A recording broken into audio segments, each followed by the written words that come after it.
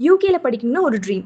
அடுத்து எங்க படிக்கணும்னு ஒரு பெரிய கேள்வி. அதுக்கான பதில் லண்டனா, மான்செஸ்டரா, பிர்மிங்கமா? But sometimes the choice isn't the most obvious one. And that's where Middlesbrough enters the story. Welcome to Teesside University. இன்னைக்கு எபிசோட் நம்பர் 31.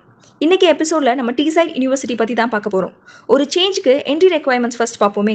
இந்த யூனிவர்சிட்டியில நீங்க படிக்க எந்தவித இங்கிலீஷ் டெஸ்ட்டும் எடுத்துக்கணும்னு அவசியம் இல்லை.